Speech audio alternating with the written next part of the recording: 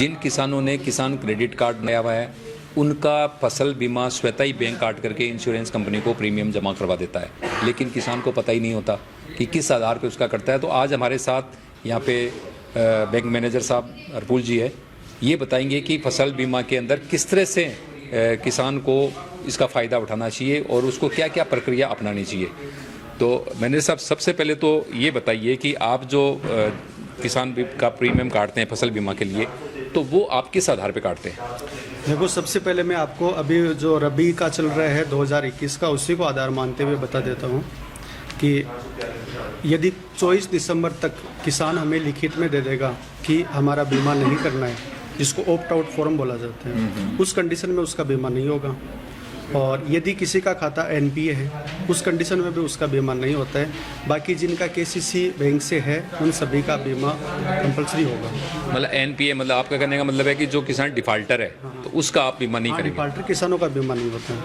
अच्छा, अब आप जो प्रीमियम कैलकुलेट करते हैं या जो काटते हैं, कि वो किस आधार पे काटते हैं? जब किसान हमारे पास में केसीसी की फाइल लेकर आता है या किसान कार्ड बनाता है, उस समय जो हमें वो गिरदावरी देता है और जमाबंदी देता है, नक्शा देता है, उसमें जो फसल लिखी हुई होती है उसी के आधार पर शुरू में बीमा किया जाता है। यदि किसान फसल चेंज नहीं करवाता है तो हमेशा उसी फसल का ही बीमा होता रहता है। तो मैनेजर साहब, ये तो मान लीजिए आपने 5 साल 4 साल पहले गिरदावरी रिपोर्ट है उसके ऊपर प्रीमियम जमा करवा दिया, लेकिन यदि किसान कंप्लेंट करे और वहाँ पे इंश्योरेंस कंपनी आएगी तो ज़रूरी नहीं कि वो फसल मिले, तो उसके लिए फिर किसान को क्या करना चाहिए ताकि वहाँ पे जब क्लेम करना पड़े तो इंश्योरेंस कंपनी का आदमी आए तो कोई मिसमैच नहीं हो, मतलब जो फसल का प्रीमियम कटा वही फसल वहाँ पे हो।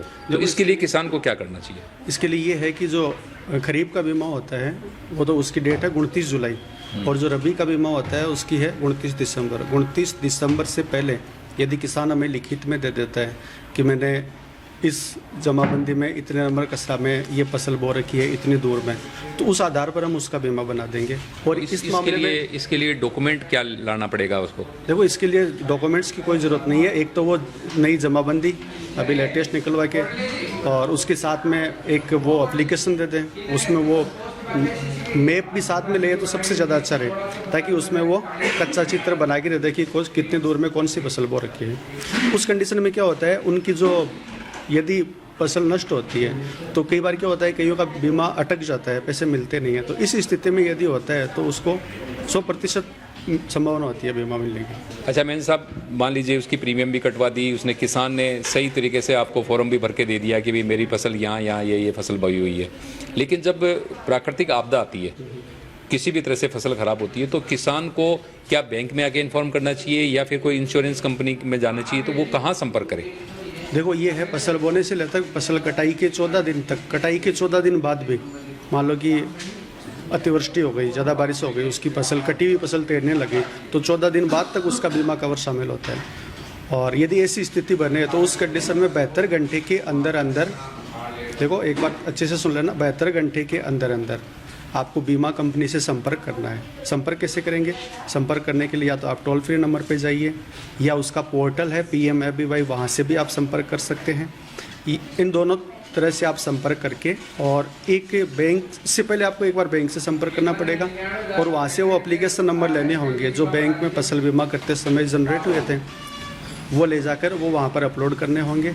उसके बाद में जो टीम है इसकी फसल बीमा वाली टीम है, वो 10 दिन के अंदर अंदर सर्वे करेगी, नुकसान हुआ है तो आगे की कार्रवाई शुरू कर देगी। तो मैनेजर साहब ने जो चीज़ें बताई है मैं आपको शॉर्टकट में बता देता हूँ। इनका कहना है कि ये जो प्रीमियम कैलकुलेट करते हैं, ये आपने किसान क्रेडिट कार्ड बनाते समय जो गिरदावरी रिपोर्ट दी है उसके आधार पर ये उसकी इंश्योरेंस की प्रीमियम काट करके और इंश्योरेंस कंपनी में भेज देते हैं।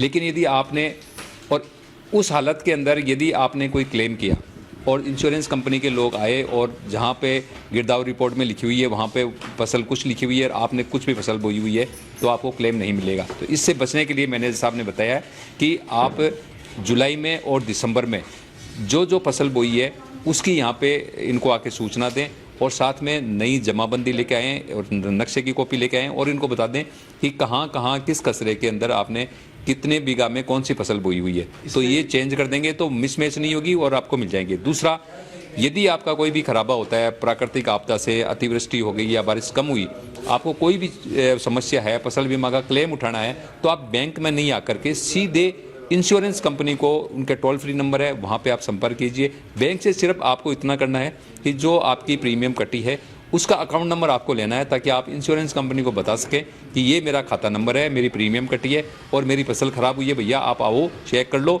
और मुझे क्लेम दो। और मैंने साहब और कोई बात बताएंगे आप? हाँ, मैं इसमें एक चीज़ जोड़ना चाहता हूँ कि जैसे मैंने आपको डेट बताई थी 29 दिसंबर, अभी रबी के लिए बताई है मैंने आपको, 29 दिसंबर तक आप अपनी फसल चेंज करवा सकते हो, लेकिन प्रीमियम किसान के खाते से डेबिट करने की डेट है 31 दिसंबर, और 2 दिन के अंदर हम इतनी पॉलिसी अपलोड नहीं कर सकते यदि 29 दिसंबर तक कोई किसान हमें फसल चेंज करने के लिए दे। लगभग क्या होता है, आप ये कहना चाह रहे हैं कि भाई लास्ट डेट में नहीं आए, कम से कम 15-20 दिन पहले, क्योंकि नवंबर लास्ट तक लगभग किसान फसल बो लेते हैं, नवंबर लास्ट तक जिस कचरे में जो बो रखी है। तो आप जब फसल कंप्लीट हो जाए, नवंबर लास्ट तक जो फसल आपने बो ली है, तो आप वो दिसंबर 10-12 दिसंबर से पहले आप बैंक में जमा करवा दें, ताकि फिर एक साथ ज़्यादा लोड ना पड़े। तो मैनेजर साहब का ये कहना है कि यदि आप फसल बीमा के लिए फसल चेंज करवाना चाहते हैं, तो जैसे जुलाई के अंदर आपने फसल बोली, तो जुलाई के पहले हफ्ते में ही आ जाएं, और जो रबी की फसल है वो दिसंबर के पहले हफ्ते में ही आकर के बैंक को सूचित करें कि मैंने किस जगह पर कौन सी फसल बोई है, ताकि ये उसी आधार के ऊपर आपकी फसल बीमा की प्रीमियम इंश्योरेंस कंपनी में जमा करवाएं और आपका फसल बीमा हो सके। तो इस तरह से आप फसल बीमा का पूरा फ़ायदा उठा सकते हैं। एक चीज़ और जोड़ना चाहूँ मैं, जैसे मैंने आपको बताया था अभी कि एनपीए खाते में फसल बीमा नहीं होता है, और एनपीए क्या होता है, इसे आप मान लो 3 साल तक किसान कार्ड रोटेशन नहीं करवाते हो, तो उस स्थिति में आपका खाता एनपीए हो जाता है। होता क्या है कि सितंबर और मार्च में ही ब्याज लग जाता है किसान कार्ड में, तो आपको क्या करना चाहिए, सितंबर का ब्याज जो है वो अक्टूबर में जमा करवाना चाहिए, मार्च का ब्याज है वो अप्रैल में जमा करवाना चाहिए। यदि आप 6 महीने से जमा करवाओगे, उस स्थिति में ब्याज की रकम भी ज़्यादा नहीं होती है, आपकी भी आसानी होती है। यदि आप एक बार चूक जाते हो, 1 साल तक चूक जाते हो, धीरे धीरे पैसे बढ़ते रहते हैं, उस कंडीशन में आपको रोटेशन में आगे दिक्कत होती है, क्योंकि पैसे धीरे धीरे बढ़ते जाते हैं। नहीं, जो कोई एक चूक गया मान लीजिए, तो उसको क्या घाटा क्या होता है, उसका ब्याज क्यों ज़्यादा लगता है? मान लो 1 साल के अंदर रोटेशन नहीं करवाया, अब क्या होता है, इसमें नाबार्ड जो है वो 3% का सबवेंशन देता है किसान कार्ड में, 3 लाख तक की सीमा तक 3% का सबवेंशन मिलता है, मतलब 7% ब्याज लगता है और 3% वापस सबवेंशन, 4% पे ही किसान कार्ड ब्याज पे रोटेशन हो जाता है। वो उसी स्थिति में होता है जब 1 साल के अंदर आप ब्याज जमा करवाएं। मतलब डिफाल्टर वालों को वो 3% नाबार्ड वाला ब्याज नहीं मिलेगा? डिफाल्टर तो जैसे 3 साल से होगा, 3 साल तक यदि वो नहीं करवाता है तब डिफाल्टर होगा, लेकिन जो 3% का बैंक लेट करे, बैंक के जो ब्याज यदि लेट भी जमा कोई कराएगा, 6 महीने बाद कराएगा, 6 महीने बाद नहीं करा के लेट कराएगा, तो उसको भी वो 3% नहीं मिलेंगे। हाँ, 1 साल के अंदर एक बार उसका रोटेशन होना चाहिए, तो उस कंडीशन में उसको मिल जाएगा। तो ये मैनेजर साहब ने आपको फसल बीमा के बारे में जानकारी दी है, और साथ में ये भी बताया है कि आप अपने क्रेडिट कार्ड का समय पर उसके ब्याज का भुगतान करते रहें, ताकि नाबार्ड से मिलने वाली सब्सिडी आपको खाते में टाइम पर मिल सके। यदि आपने इसके अंदर देरी की तो 3% का आपको सीधा नुकसान है। तो जुड़े रहे हमारे साथ, हम फिर इसी तरह की नई जानकारी लेकर प्रस्तुत होंगे। धन्यवाद।